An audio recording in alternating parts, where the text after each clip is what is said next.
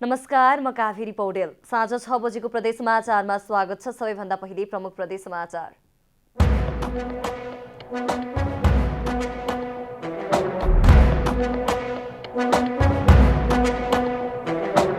सत्तारूढ 5 दलीय गठबन्धनद्वारा बुटवलमा चुनावी सभाको आयोजना। देशको विकास र राजनैतिक व्यवस्थाहरू जोगाउन गठबन्धन बनेको प्रधानमन्त्री देउवाको दावी।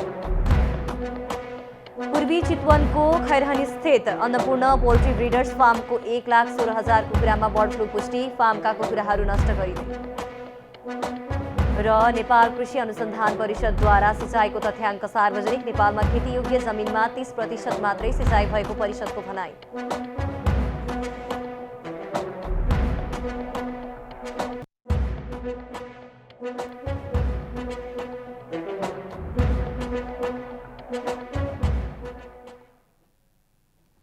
अब पुरा समाचार। प्रधानमन्त्री समेत रहनुभएका कांग्रेस सभापति शेरबहादुर देउवाले 5 दलीय गठबन्धनका उम्मेद्वारलाई मत दिएर जिताउन बुटवलवासीलाई आग्रह गर्नुभएको छ। रूपन्देहीको बुटवलमा शनिबार आयोजित चुनावी सभालाई सम्बोधन गर्दै प्रधानमन्त्री देउवाले शङ्का उपशङ्का नगरी मत दिएर गठबन्धनले उठाएका उम्मेद्वारलाई जिताउँदा गठबन्धनको भविष्य लामो हुने पनि बताउनुभयो। देशको स्थायी विकास गर्न, सुकुम्बासीको समस्या समाधान गर्नेदेखि राजनीतिक व्यवस्थाहरू जोगाउन पनि गठबन्धन बनेको प्रधानमन्त्री देउवाको दावी छ।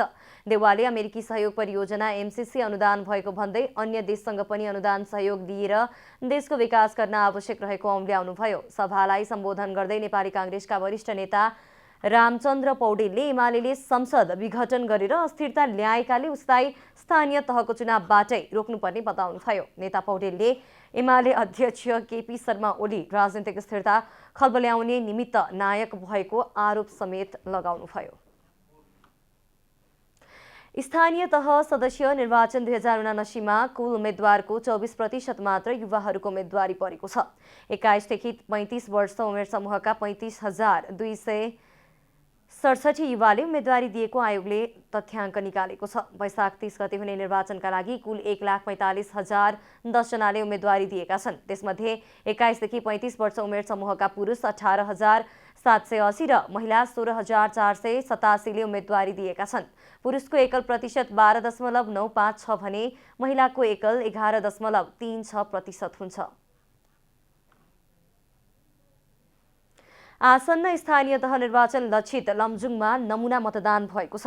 जिल्ला निर्वाचन कार्यालय लमजुङले मतदाता सचेतनाका लागि सर्वसाधारणको सहभागितामा नमुना मतदान गरेको हो। जिल्ला सदरमुकाम बेसी शहरमा गरिएको नमुना मतदानमा अधिकांश मत बदर भएको छ। नमुना मतदानको क्रममा खसेका कुल मतमध्ये 7 मत पूर्ण रूपमा बदर भएका छन्। जिल्लामा आयोजित नमुना मतदानमै 23% भन्दा बढी मत बदर हुनु मतदाता शिक्षाको अभाव भएको जिल्ला निर्वाचन कार्यालय लमजुङकी प्रमुख सृजना मिश्रले बताउनुभयो। नमुना मतदान गर्दाखेरि हाम्रो मतदाताहरूलाई चाहिँ मतदाता शिक्षा कमी भएको महसुस भयो। उहाँहरूले चाहिँ छाप लगाउँदाखेरि एउटा मात्रै चिन्हमा लगाउने र एउटै चिन्हमा पनि तलमाथि एउटै पदमा तलमाथि लगाउने गर्दाखेरि मत बदर भएको चाहिँ देखिएको छ। यसलाई चाहिँ अलिकति राजनीतिक दलले र उम्मेदवारहरूले पनि अलिक सही तरिकाले चाहिँ मतदाता शिक्षा दिनुपर्छ कि भन्ने निर्वाचन कार्यालयको चाहिँ धारणा रहेको छ। नमुना मतदानको क्रममा सदर मतमध्ये पनि 20 जनाले 1 वा 2 जना उम्मेद्वारलाई मात्र मत हालेका थिए। नमुना मत परिणाम अनुसार अझै पनि मतदाता शिक्षालाई प्रभावकारी बनाउन आवश्यक रहेको लमजुङका प्रमुख जिल्ला अधिकारी सुशील वैद्यले बताउनुभयो।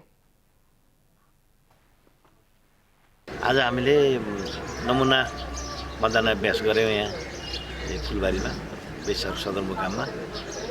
नमुना अभ्यास गरेर त्यहाँ मतपत्रहरू हामीले मतगणना पनि गऱ्यौँ।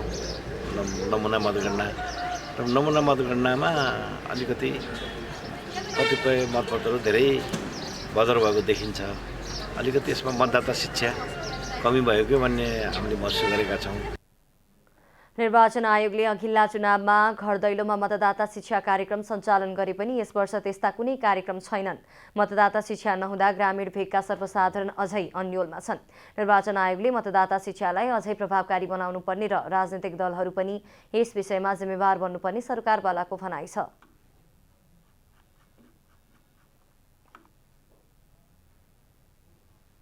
पूर्वी चितवनको खैरहनीमा रहेको अन्नपूर्ण पोल्ट्री ब्रिडर्स फार्मको 1,16,000 कुखुरामा बर्ड फ्लू पुष्टि भएको छ। ठूलो संख्यामा कुखुरा रहेको फार्ममा बर्ड फ्लू देखिएको जिल्लाको यो पहिलो फार्म हो। खैरहनी नगरपालिका 1 ज्यामिरेमा रहेको सो फार्ममा केही दिन अघि गरिएको परीक्षणमा संक्रमण देखिएपछि थप परीक्षणका लागि नमुना काठमाडौँ पठाइएको थियो। परीक्षणमा बर्ड फ्लू प्रमाणित भएपछि कुखुरा नष्ट गर्न थालिएको छ। बर्ड फ्लूका कारण प्रत्यक्ष अप्रत्यक्ष रूपमा करिब 25 करोड रुपैयाँ बराबरको नोक्सान हुने देखिएको छ। जिल्लामा यसबाहेक 31 वटा पोल्ट्री फार्ममा बर्ड फ्लू देखा परेको छ। माघ 28 गते पहिलोपटक पूर्वी चितवनको राप्ती नगरपालिकामा देखिएको बर्ड फ्लू अहिले जिल्लाभरि नै देखिएको हो। नेपालमा खेतीयोग्य जमिनमा 30% मात्रै सिँचाइको व्यवस्था भएको तथ्याङ्क सार्वजनिक गरिएको छ। नेपाल कृषि अनुसन्धान परिषदले आफ्नो 31औं वार्षिकोत्सवको अवसर पारेर शनिबार काठमाडौँमा आयोजना गरेको पत्रकार सम्मेलनमा उक्त जानकारी गराइएको हो। सिंचित जमिन कम भएकाले पनि खाद्यान्नको उत्पादन गर्न सहज अवस्था नरहेको परिषदका कार्यकारी निर्देशक डाक्टर दीपक भण्डारीले बताउनुभयो। उहाँले नेपालमा धान, गहुँ र मकैको उत्पादन बढाउन सिँचाइ, मल र प्रविधिको उचित व्यवस्था गर्न ढिलाइ गर्न नहुने पनि स्पष्ट पार्नुभयो। कार्यकारी निर्देशक भण्डारीले सिँचाइका लागि छुट्याइएको बजेट तटबन्ध निर्माणमा खर्च हुँदा खेतीयोग्य जमिनमा सिँचाइको व्यवस्था गर्न नसकिएको पनि स्मरण गराउनुभयो।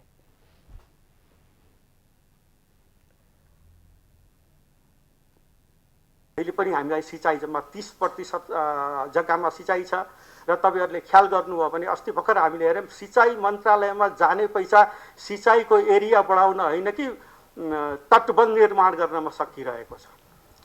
यो साल तटबन्ध बनाउने, अर्को साल भत्काउने, फेरि बनाउने र हाम्रो सिँचाइ क्षेत्र सिंचित क्षेत्र बढेकै छैन। र हामीले सिंचित क्षेत्र नबढाइकिन उत्पादनमा खाली जातीय विकास गरेर मात्रै पनि हाम्रो सोच अनुसारको वृद्धि हुन्छ, तर जुन सोच छ, जुन आवश्यकता छ, त्यसलाई परिपूर्ति गर्न अलिकति गाह्रो हुन्छ। परिषदले हालसम्म 80 वटा वस्तु बालिका 723 जातहरू विकास गरी कृषकको खेतबारीमा पुगेको पनि जनाएको छ। त्यसैगरी माटोको डिजिटल नक्साङ्कन सार्वजनिक गरिएको, सुन्तला, जुनार र कागतीलाई चिस्यान कोठामा 3 महिनासम्म भण्डारण गर्न सकिने प्रविधि भित्र्याउने प्रस्तावलाई अघि बढाइएको पनि परिषदका कार्यकारी निर्देशक भण्डारीले बताउनुभयो।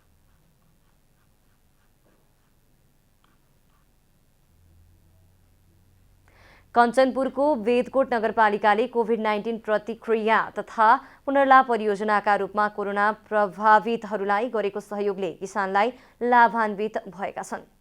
कोरोना महामारीका बेला नगरभित्र रहेका कोभिड प्रभावित तथा कोभिडका कारण वैदेशिक रोजगारी गुमाएका युवाहरूलाई लक्षित गरी सञ्चालन भएको कोभिड-19 प्रतिक्रिया तथा पुनर्लाभ परियोजनाबाट किसानहरू लाभान्वित भएका हुन्। बेदकोट नगरपालिकाभित्र रहेका 10वटै ओडामा 2 ओडा 1 पकेट क्षेत्र बनाएर बेदकोट नगरपालिका तथा युएनडिपीको आर्थिक सहयोगमा 425 बढी युवाहरूलाई अनुदान तथा कृषि सम्बन्धी तालिमहरू प्रदान गरेपछि उनीहरू व्यावसायिक रूपमा आत्मनिर्भर हुन थालेका हुन्। आर्थिक स्थिति पनि त्यस्तै थियो अनि अहिले मलाई त यो स्विट नेपालले धेरै राम्रो गर्यो। एउटा यो मसिन दियो, त्यसपछि इन्टरलक पनि दियो। मसँग इन्टरलक थिएन, इन्टरलक त्यहाँ पर जान्थ्यो इन्टरलक गर्नलाई, पैसा तिरेर पनि इन्टरलक गरेर ल्याउँथेँ। अहिले धेरै राम्रो गरेको छ, राम्रो छ भनौँ, पहिलाको भन्दा धेरै राम्रो छ। अरूसँग माग्नु परेको छैन, सहकारीहरूबाट पनि निकाल्नु परेको छैन।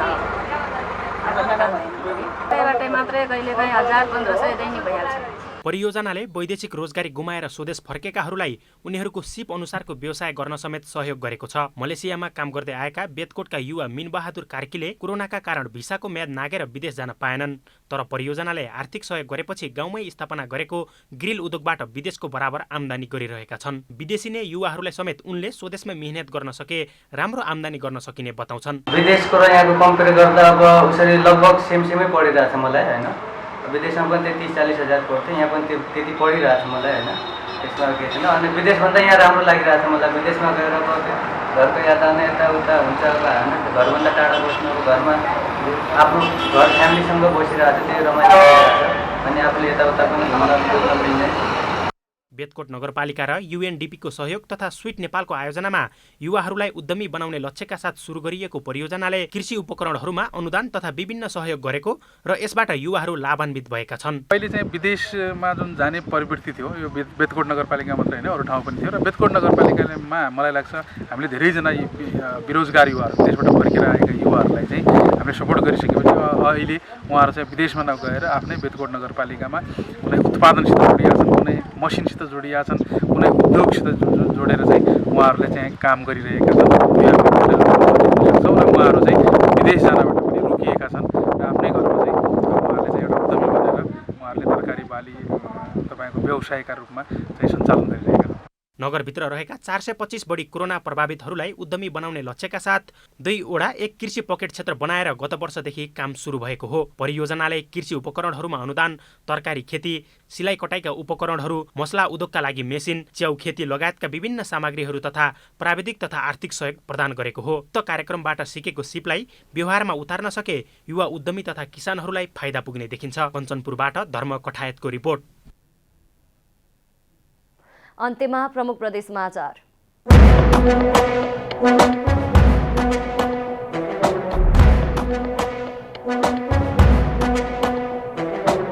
सत्तारूढ 5 दलीय गठबन्धनद्वारा बुटवलमा चुनावी सभाको आयोजना। देशको विकास र राजनीतिक व्यवस्थाहरू जोगाउन गठबन्धन बनेको प्रधानमन्त्री देउवाको दावी। पूर्वी चितवनको खैरहनी स्थित अन्नपूर्ण पोल्ट्री ब्रिडर्स फार्मको 1,16,000 कुखुरामा बर्ड फ्लू पुष्टि। फार्मका कुखुराहरू नष्ट गरिँदै।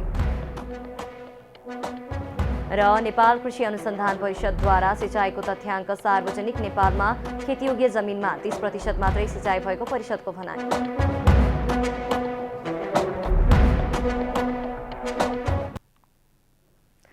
प्रदेश समाचार अहिलेलाई यति नै। जनताद्वारा जनताका लागि प्रसारित जनता टेलिभिजन हेरिरहनुहोस्।